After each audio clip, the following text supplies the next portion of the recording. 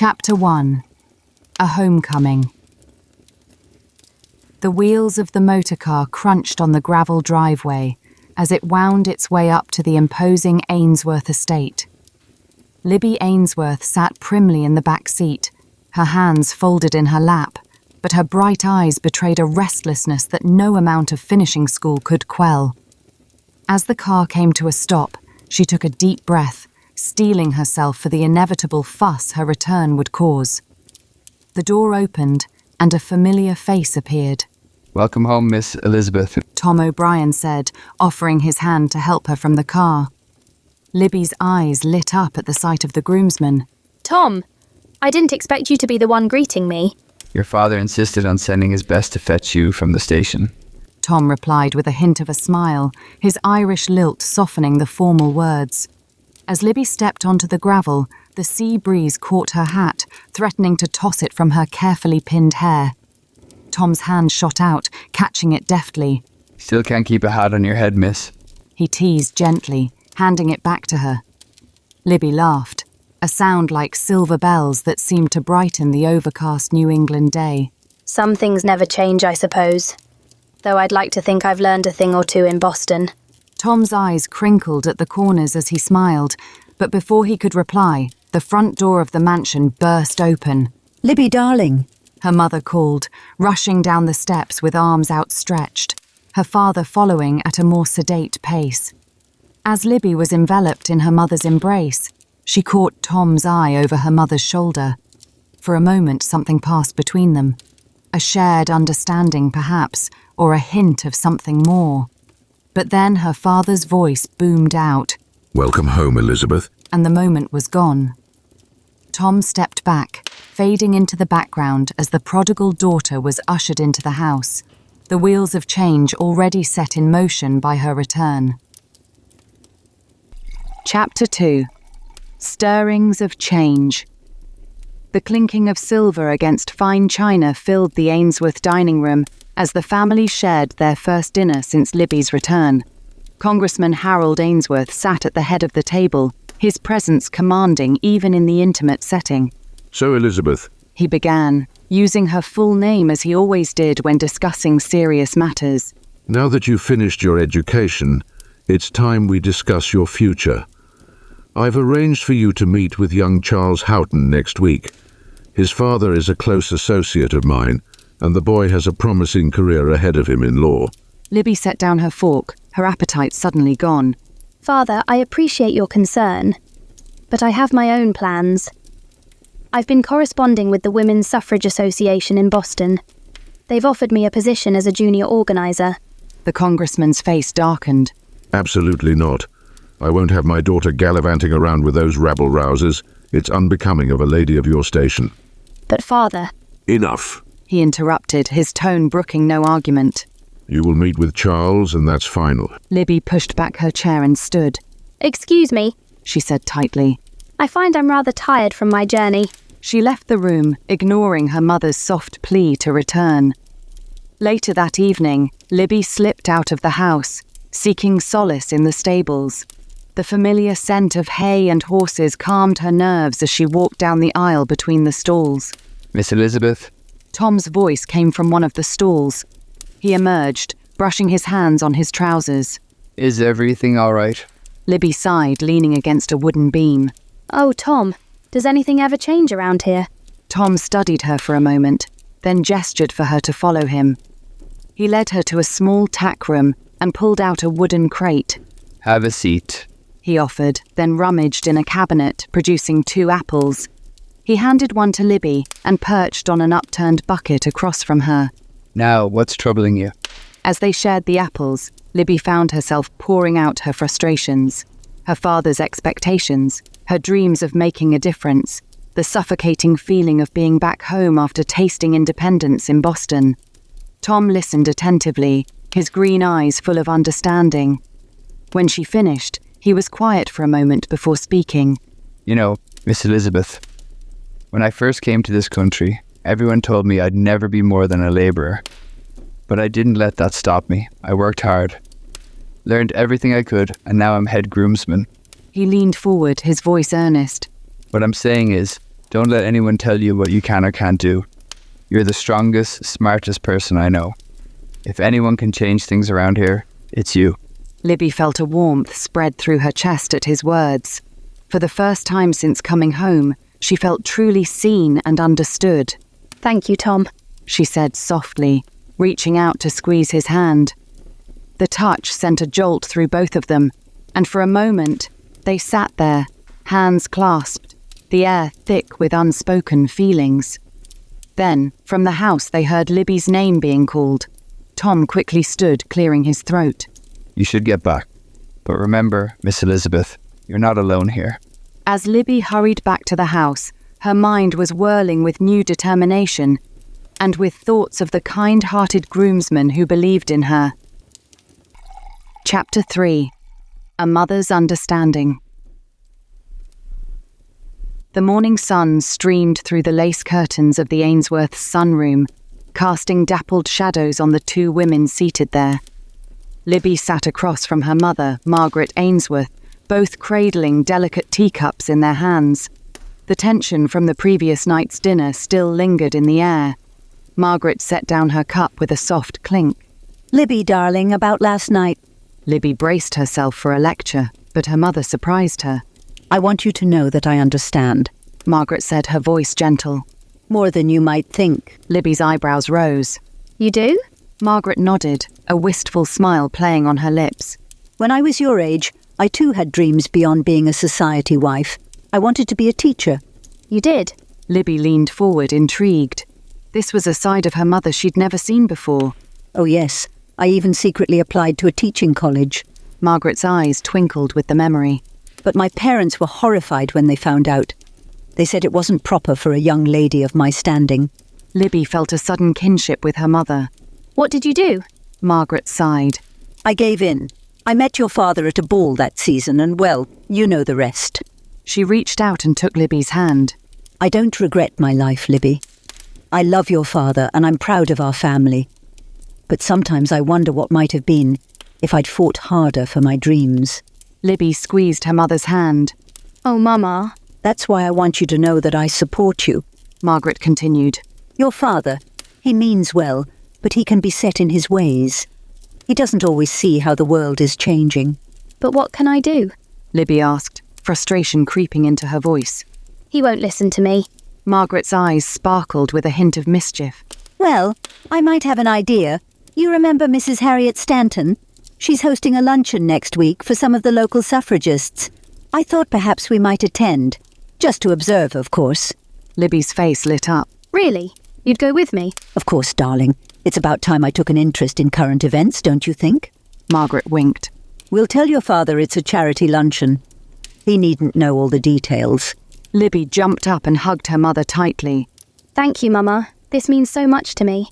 As they embraced, Margaret whispered, Just promise me one thing, Libby. Anything. Libby replied.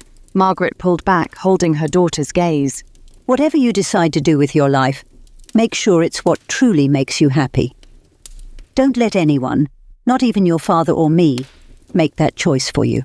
Libby nodded, feeling a newfound respect and love for her mother.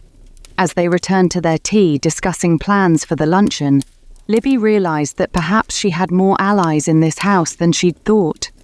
From the doorway, unseen by either woman, Tom watched the scene with a small smile before quietly slipping away. Chapter 4. A Taste of Freedom. The polished Ainsworth motorcar gleamed in the morning sun as Tom held the door open for Libby and Margaret.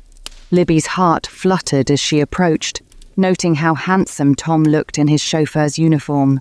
Ladies, Tom said with a nod, his eyes lingering on Libby for a moment longer than necessary.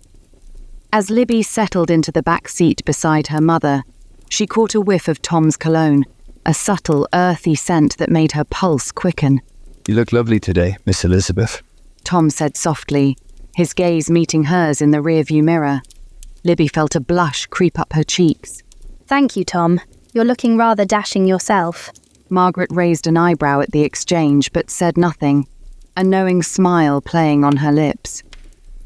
As they drove, Libby leaned forward, ostensibly to give Tom directions. Do you think you might be able to take the scenic route, Tom? It's such a beautiful day. Tom's eyes crinkled with amusement.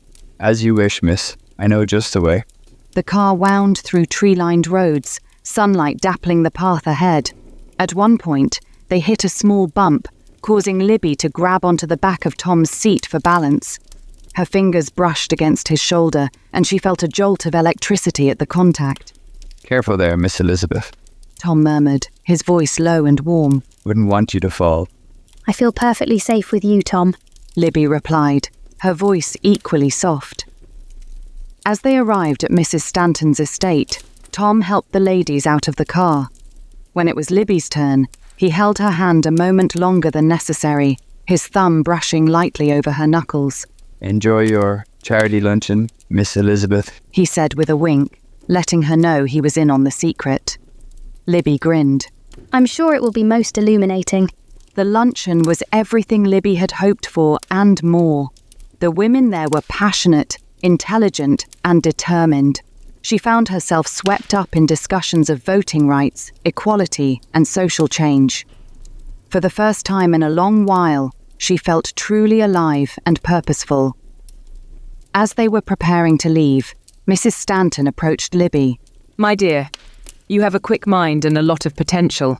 We could use someone like you in our Boston office. Libby's eyes widened with excitement. Do you really think so? I would be honoured to help in any way I can. The drive home was filled with animated chatter as Libby recounted the events of the luncheon to her mother and Tom. She was so engrossed in her enthusiasm that she didn't notice the troubled look that crossed Tom's face at the mention of Boston. As they pulled up to the Ainsworth estate, Libby's high spirits came crashing down. There, waiting on the front steps with a thunderous expression, stood her father. Elizabeth, Margaret, inside now. Congressman Ainsworth bellowed. Libby exchanged a panicked look with her mother as they hurried inside, leaving Tom standing uncertainly by the car. In his study, Congressman Ainsworth paced like a caged lion. Do you care to explain why I received a call from George Houghton, telling me he saw my wife and daughter at a suffragette meeting? Father, I can explain. Libby began, but he cut her off. Explain? Explain how you've embarrassed this family, how you've jeopardized my position. He turned to Margaret.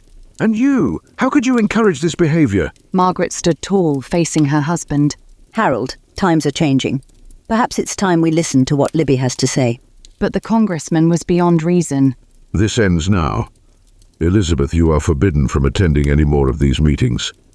And as for you, he said, rounding on his wife, I expected better judgment from you. As the argument escalated, Libby felt her dreams slipping away.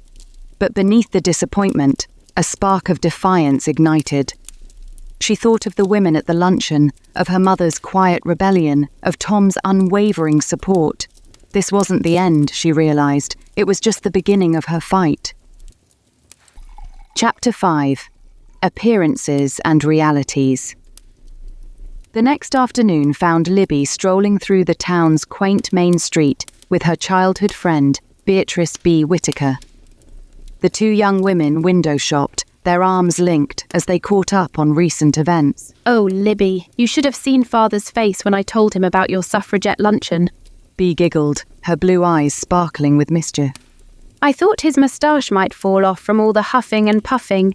Libby laughed, grateful for her friend's levity after the tense atmosphere at home. I'm surprised the news hasn't reached every corner of New England by now. As they passed the local flower shop, Tom emerged, carrying a basket of fresh blooms. His eyes lit up when he saw Libby. Good afternoon, Miss Elizabeth, Miss Beatrice. He greeted them, tipping his cap. Hello, Tom. Libby replied, her cheeks warming. Those flowers are lovely. Tom plucked a delicate white daisy from the basket and offered it to her with a small bow. Not half as lovely as present company, he said softly. Libby accepted the flower, her fingers brushing against his. Thank you, she murmured, tucking it behind her ear. As Tom continued on his way, Bee nudged Libby with her elbow. My. If I didn't know better, I'd say our handsome groomsman is sweet on you. Libby blushed deeper. Don't be silly, Bee. Tom's just kind. Bee hummed skeptically. And I suppose that's why you're blushing like a schoolgirl. Changing the subject, Libby steered them towards their favourite tea shop. Once seated with steaming cups before them, Bee leaned in conspiratorially. So, tell me about this Charles Houghton you're meant to meet. I hear he's quite the catch. Libby sighed. Father certainly thinks so. He's arranged for us to have dinner together tomorrow night. Well, I've heard he's terribly handsome. Bee said. And smart too, top of his class at law school. I suppose, Libby conceded. but I can't help feeling that Father's trying to distract me from my interests with a shiny suitor. Bee reached across the table and squeezed her friend's hand. Just promise me you'll give him a fair chance. Who knows? He might surprise you. The next evening, Libby found herself seated across from Charles Houghton in the Ainsworth's formal dining room. She had to admit Bee was right. Charles was undeniably handsome, with perfectly coiffed dark hair and a winning smile. As the evening progressed, Libby found herself warming to Charles. He was well-spoken, with a sharp wit that matched her own. They discussed literature, philosophy, and even touched on current events. I must say, Miss Ainsworth, you're unlike any young lady I've met before, Charles said, his brown eyes twinkling. Your father mentioned you attended Radcliffe. What did you study there? Political science and history, Libby replied, bracing herself for the usual dismissive response. But Charles surprised her. How fascinating. I'd love to hear your thoughts on the current political climate. As they continued to talk, Libby felt a glimmer of hope. Perhaps Charles was different from the other stuffy suitors her father usually approved of. Later, as Charles was preparing to leave, they stood in the foyer. I've had a wonderful evening, Miss Ainsworth, he said, taking her hand.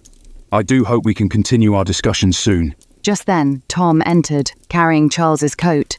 As he helped Charles into it, Libby noticed a flash of something. Was it jealousy? Crossed Tom's face. After Charles left, Tom lingered for a moment. I hope you had a pleasant evening, Miss Elizabeth, he said, his voice carefully neutral. It was interesting. Libby replied, suddenly feeling conflicted. Charles is not what I expected. Tom nodded, his jaw tight. He seems like a fine gentleman, he said, though Libby detected a hint of strain in his voice. As Tom turned to leave, Libby found herself saying, The daisy you gave me. It's pressed in my favourite book now. Tom paused, a slow smile spreading across his face. I'm glad you liked it, miss, he said softly, before disappearing down the hall. That night, as Libby prepared for bed, she felt torn. Charles had been charming and seemed to respect her intellect, yet she couldn't shake the warmth she felt when Tom smiled at her.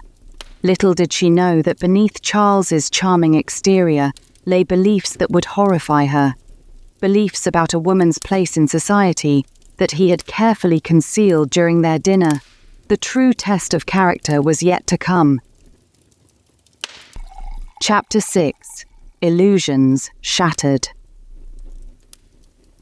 The morning sun streamed through the windows of the Ainsworths' breakfast room, casting a warm glow over the polished mahogany table. Libby entered, finding her father already seated, hidden behind his newspaper. Good morning, Father, Libby said, taking her seat. Congressman Ainsworth lowered his paper, revealing a rare smile. Ah, Elizabeth, good morning. I trust you slept well. Libby nodded, slightly taken aback by her father's cheerful demeanour. Yes, thank you. Splendid, splendid. He said, buttering a piece of toast. I had a chat with young Charles Houghton this morning. He was quite impressed with you, my dear. Said you had a delightful conversation about politics and current events. Libby felt a small spark of hope. Yes, we did. It was refreshing to discuss such matters openly. Her father chuckled. Well, I'm glad you got that out of your system. Charles is exactly the kind of man who can guide you towards more appropriate interests for a lady of your standing. Libby's fork clattered against her plate. I beg your pardon. Come now, Elizabeth. Congressman Ainsworth said, his tone patronising. Surely you see that these suffragette notions are just a passing fancy. With a fine man like Charles by your side, you'll soon forget all about such silly ideas. Libby felt her cheeks flush with anger. Silly ideas. Father, women's suffrage is not a passing fancy. It's a fundamental right that... Enough! Her father interrupted, his good mood evaporating. I've humoured this little rebellion of yours long enough. It's time you started behaving like the proper young lady you were raised to be. No more suffragette meetings, no more political discussions. You will focus on being a suitable wife for Charles Houghton. Libby stood abruptly, her chair scraping against the floor. I will do no such thing. She said, her voice trembling with emotion. My beliefs are not some childish whim to be discarded at your convenience. And I certainly won't be moulded into someone's idea of a suitable wife. With that, she stormed out of the room, leaving her father sputtering in indignation. Blinded by tears of frustration, Libby ran out to the gardens, seeking solace among the blooming roses and quiet pathways. She found herself at the old stone bench near the stables, her childhood hiding spot. Miss Elizabeth? Tom's gentle voice broke through her tumultuous thoughts. He approached cautiously, concern etched on his face. Is everything all right? Libby looked up, hastily wiping her tears. Oh, Tom, it's nothing, Her voice broke, and fresh tears spilled down her cheeks. In an instant, Tom was beside her, propriety forgotten as he sat down and hesitantly put an arm around her shoulders. There. He soothed. Whatever it is, it can't be as bad as all that. Libby found herself leaning into his warmth, drawing comfort from his steady presence. It's father, she said quietly. He thinks that just because I had a pleasant conversation with Charles Houghton, I'll abandon everything I believe in.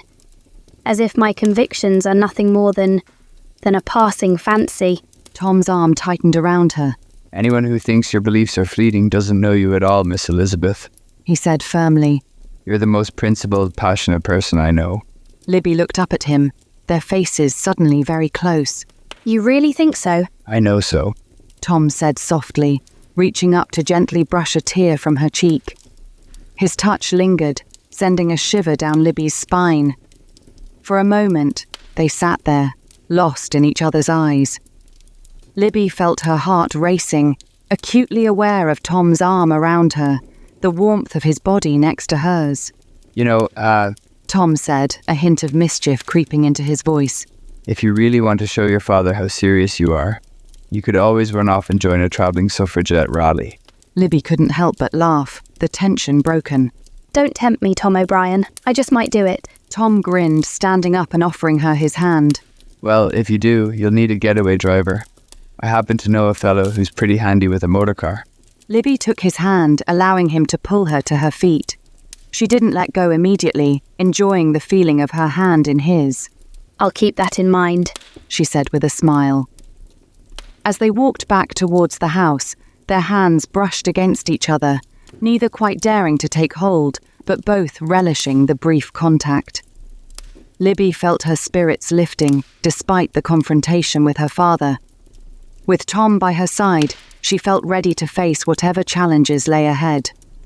Little did they know, Congressman Ainsworth had witnessed their intimate moment from his study window, his face darkening with disapproval, and a new plan forming in his mind. Chapter 7. Sunday Revelations. The church bells of St. Michael's rang out across the town, calling the faithful to Sunday service. The Ainsworth family's carriage pulled up to the church steps, but as Libby alighted, she couldn't help but notice the unfamiliar face of the groom assisting her. Thank you, James, her father said to the young man, who nodded respectfully before driving the carriage to wait with the others. Libby glanced around, a small frown creasing her brow.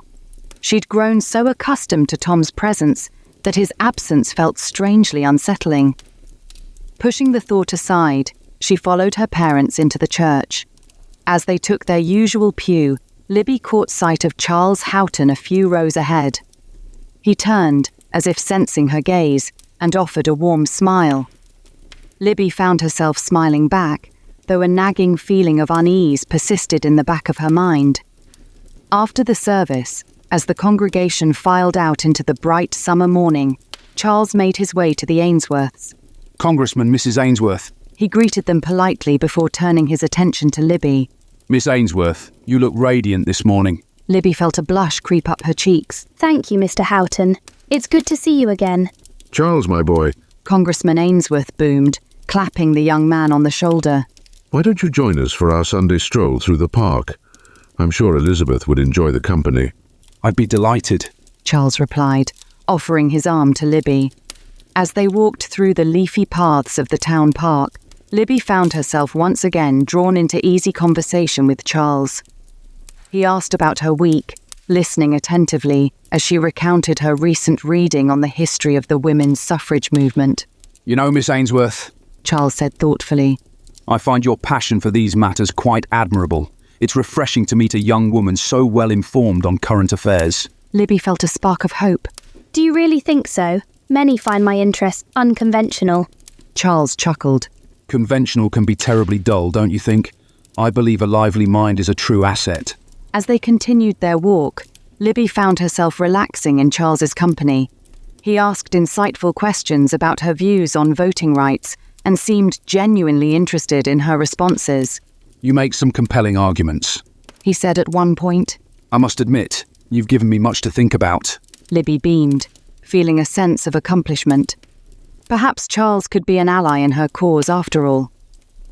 As they neared the end of their walk, Charles hesitated for a moment before speaking. Miss Ainsworth, I wonder if I might call on you again this week.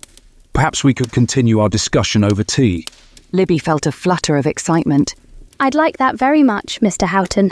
As they said their goodbyes, Libby couldn't help but feel a sense of optimism about the future. Charles seemed to respect her mind and her convictions. Maybe, just maybe, he could help bridge the gap between her aspirations and her father's expectations. Yet, as she climbed into the family carriage for the ride home, Libby felt a twinge of something she couldn't quite name. She found herself glancing at the unfamiliar groom, James, and wondering why Tom hadn't been at church. It wasn't like him to miss a Sunday service. Is everything all right, dear? Her mother asked, noticing Libby's distraction. Libby forced a smile. Yes, Mamma, just lost in thought, I suppose. As the carriage pulled away, Libby couldn't shake the feeling that something was off. But with her mind full of her stimulating conversation with Charles and plans for their upcoming tea, she pushed the nagging worry aside. Little did she know that back at the Ainsworth estate, Tom was packing his meagre belongings, his heart heavy with unspoken words and unfulfilled promises. Chapter 8. An Evening in Town. The bustling streets of the town centre were alive with the warm glow of gas lamps and the chatter of families enjoying the mild summer evening. The Ainsworths had decided to take advantage of the pleasant weather for a night out, a rare occurrence that had Libby feeling both excited and slightly apprehensive. As they strolled down Main Street, Congressman Ainsworth surprised Libby by offering his arm. "Shall we, my dear?" he said with a gentle smile that reminded her of happier, simpler times. Libby hesitated for a moment before linking her arm with his. Thank you, Father, she replied, a small smile tugging at her lips. They passed by shop windows displaying the latest fashions from Boston and New York. Libby's mother paused to admire a particularly elegant hat, and Congressman Ainsworth chuckled. "Why don't you try it on, Margaret? It would suit you beautifully," he said, guiding his wife towards the shop entrance. As her parents disappeared into the store, Libby found herself alone with her father for the first time in days. An awkward silence fell between them. "Elizabeth," her father began, his voice uncharacteristically soft. "I know we haven't seen eye to eye lately, but I want you to know that everything I do because I care for you." Libby felt a lump form in her throat. I know, Father. I just wish you could understand how important my beliefs are to me. Congressman Ainsworth sighed, patting her hand. "I may not agree with all your ideas, but I can't deny that you've grown into a thoughtful, passionate young woman. Your mother and I are proud of you, even if we don't always show it." Libby felt tears prick at her eyes. Thank you, Father. That means a lot to me. Just then, a familiar voice called out. Miss Ainsworth, Congressman. They turned to see Charles Houghton approaching, looking dashing in a well-tailored suit. Mr. Houghton. Libby greeted him, feeling a flutter in her stomach. What a pleasant surprise. Charles bowed slightly. The pleasure is all mine, I assure you.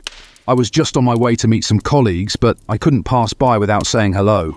He turned to Congressman Ainsworth. I hope you're enjoying your evening, sir. "Indeed we are, my boy." the congressman replied jovially.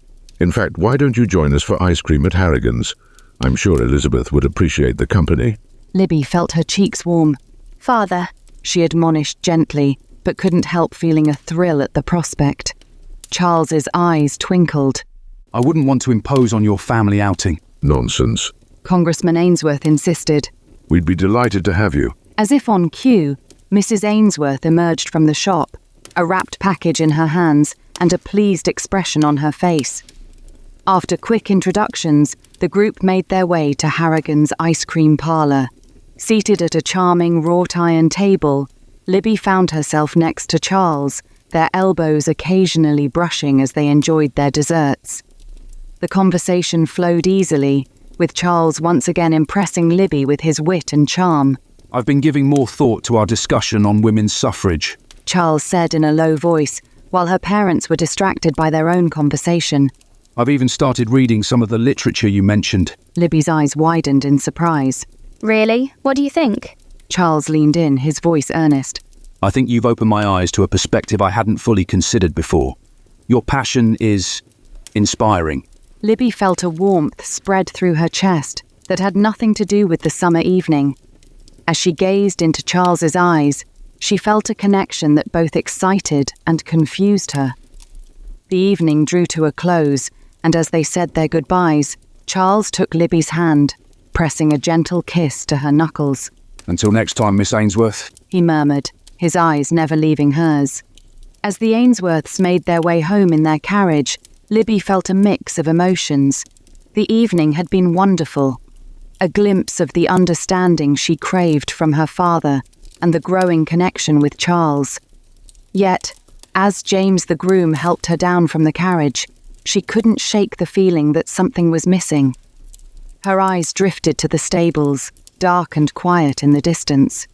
For a moment, she thought she saw a familiar silhouette, but it was gone in an instant, leaving her to wonder if it had been nothing more than a trick of the moonlight and her own wistful imagination.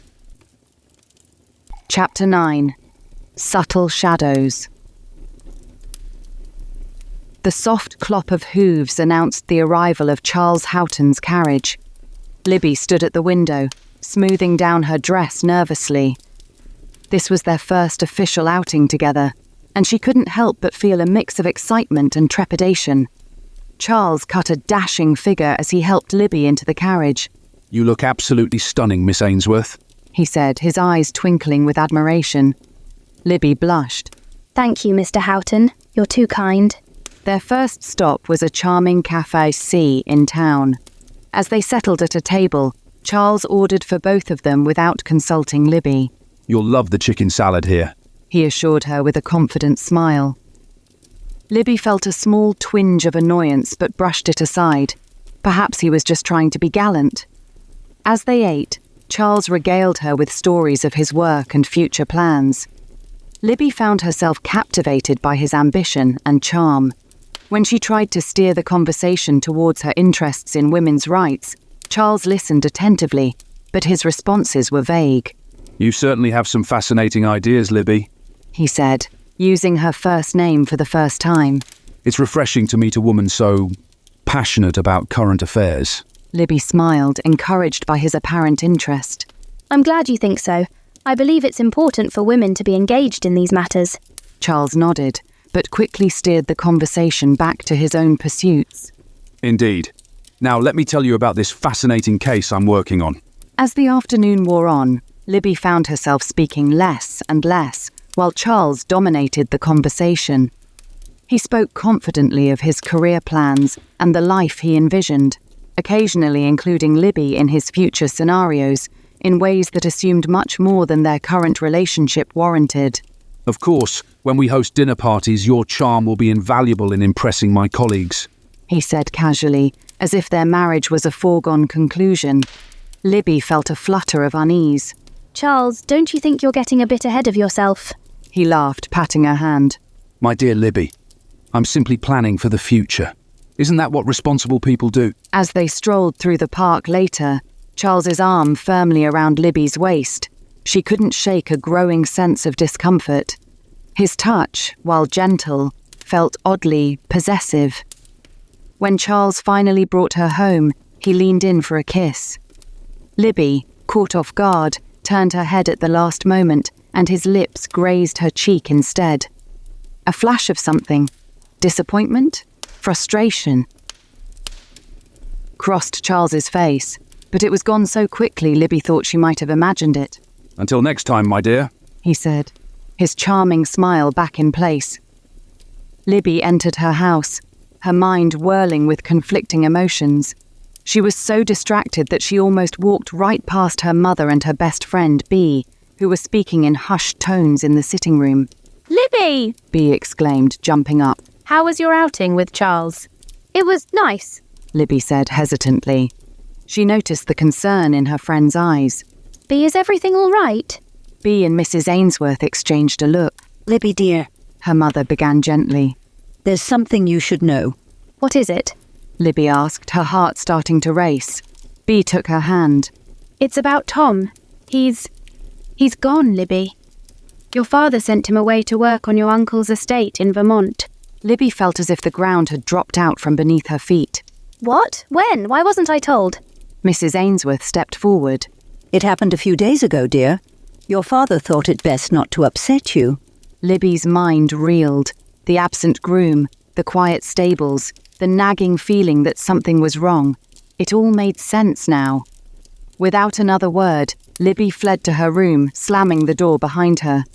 She collapsed onto her bed, hot tears streaming down her face. How could her father do this? How could Tom leave without saying goodbye? As she cried, Libby's mind flashed back to her afternoon with Charles. His subtle dismissiveness, his assumptions about their future. It all seemed clearer now. She had been so eager to please her father, to find a suitor who understood her, that she had willfully ignored the warning signs. In the growing darkness of her room, Libby felt more alone than ever. Tom was gone. Charles was not the man she thought he was, and her father seemed determined to shape her life without regard for her own desires. As the last light faded from the sky, Libby made a silent vow. She would not let others dictate her future any longer. Somehow, some way, she would take control of her own destiny and find a way to bring Tom back. Chapter 10. A Father's Folly. Libby's heart raced as she strode into her father's study, her eyes blazing with a mixture of hurt and righteous anger. How could you, Father? She demanded, her voice trembling. How could you send Tom away without a word? Congressman Ainsworth looked up from his desk, his brow furrowed. Elizabeth, what on earth are you talking about? Don't play innocent with me. Libby spat. I know all about Tom being sent to work on Uncle Emmett's estate in Vermont. Why would you do that? Her father sighed heavily, removing his spectacles. My dear, I did what I felt was best. Tom was a distraction, and I thought it would be better for everyone if he were no longer in the picture. Libby stared at him aghast. A distraction? He's been loyal to this family for years. How dare you dismiss him like that? Libby, you must understand. Congressman Ainsworth said, his tone placating. As your father, I have a responsibility to ensure your future is secure, and frankly, that young man was a threat to your prospects with Charles Houghton. Libby recoiled as if she'd been slapped. A threat? Tom is worth 100 of Charles Houghton. He's kind, honest, and cares about me for who I am, not just as a pawn in your political games. Her father's expression darkened. Enough of this nonsense. You will cease this infatuation with the groom and focus on your duties as a proper young lady. Your place is with Charles, not with some servant. Libby felt her hands tremble with barely contained fury. My place is wherever I choose to be, Father. And I choose to be with Tom. Before her father could respond, Libby turned on her heel and stormed out of the study, her vision blurred by angry tears. She fled the manor, desperate to escape the suffocating atmosphere and her father's narrow-minded views. Out in the gardens, Libby found solace among the blooming roses, their sweet scent calming her frayed nerves. She sank down onto a stone bench, burying her face in her hands as the weight of the situation threatened to overwhelm her. Miss Ainsworth, Libby looked up to see Charles Houghton approaching, his brow furrowed in concern. Forgive me, I didn't mean to intrude. I saw you come out here and I wanted to make sure you were all right. Libby quickly wiped at her eyes, straightening her spine. I'm fine, Mr. Houghton. Just dealing with a family matter. Charles moved closer, his gaze roaming over her face. Ah, I see. Is there anything I can do to help? His voice was low, almost a purr, and he placed a hand on her shoulder. Libby stiffened at his touch, suddenly keenly aware of how alone they were in the secluded garden. I don't believe so, thank you. Charles's grip tightened slightly. Come now, Libby. We're to be married. You can confide in me. Libby's eyes widened. Married? Charles, I never agreed to that. He chuckled, his other hand coming up to caress her cheek. Ah, but your father and I have discussed it. It's all been arranged. Panic flared in Libby's chest as Charles leaned in, his lips seeking hers. She tried to pull away, but his hold on her was unyielding. Charles, stop! She cried, terror rising in her voice. Unhand me this instant. But the young suitor seemed deaf to her pleas, his desire to claim her as his own overwhelming any semblance of reason or restraint. Libby squeezed her eyes shut, praying for some miracle to save her from this nightmare. And then, as if in answer to her unspoken prayer, she heard a familiar voice ring out, full of righteous fury. Unhand her, you scoundrel. Chapter 11. A daring escape. Unhand her, you scoundrel. Tom's voice rang out, filled with righteous fury. Charles whirled around, his grip on Libby loosening for a moment. Seizing the opportunity, Libby tried to pull away, but Charles's hand shot out, grabbing her arm. Not so fast. He hissed, his eyes narrowing. You're coming with me. Tom charged forward, his muscles rippling beneath his shirt. I said unhand her. He reached out, trying to pry Libby free from Charles's grasp. The men grappled, their movements growing more frantic. Libby felt herself being jostled between them, her ankle twisting painfully as she lost her footing. Ah! She cried out, collapsing to the ground. Tom and Charles both froze, their attention snapping to Libby. Tom was at her side in an instant, his face etched with concern. Libby, are you all right? He asked, gently examining her injured ankle. Libby winced, tears of pain and fear streaking down her cheeks.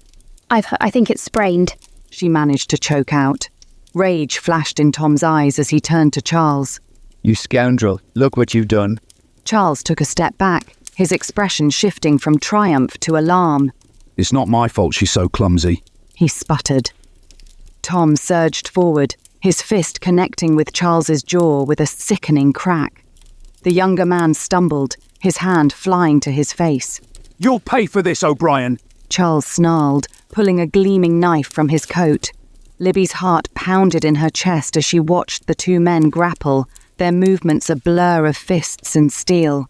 Just when it seemed Charles might gain the upper hand, Tom managed to knock the knife from his grasp. With a final desperate shove, Tom sent Charles tumbling to the ground. The would-be suitor scrambled to his feet, his eyes wild with fury. This isn't over! He spat, before turning and fleeing into the night. Tom stood there panting, his shirt torn and bloodied from the fight. But his focus was solely on Libby, who lay curled on the ground, cradling her injured ankle. Carefully, Tom knelt beside her, gathering her into his strong arms. Libby, my love. He murmured, his voice thick with emotion. Can you walk? Libby shook her head, wincing as she tried to put weight on her foot. No, I don't think so. Without another word, Tom lifted her, cradling her against his chest. Libby instinctively wrapped her arms around his neck, her heart swelling with a mix of gratitude and something deeper. A love she had been too afraid to acknowledge until now. As Tom carried her towards the manor, Libby caught a glimpse of movement in one of the upstairs windows. There, peering out with a mix of alarm and understanding, was her mother. In that moment, a daring plan began to form in Libby's mind. She pressed a soft kiss to Tom's cheek, savouring the feel of his skin beneath her lips. Tom, she whispered. Take me away from here. I want to go with you to the suffragette rally in Boston. Tom's steps faltered, his eyes widening with surprise. Libby, are you sure? She nodded, her gaze steady and resolute. I've never been more certain of anything in my life. This is my chance to fight for what I believe in, and I want you by my side.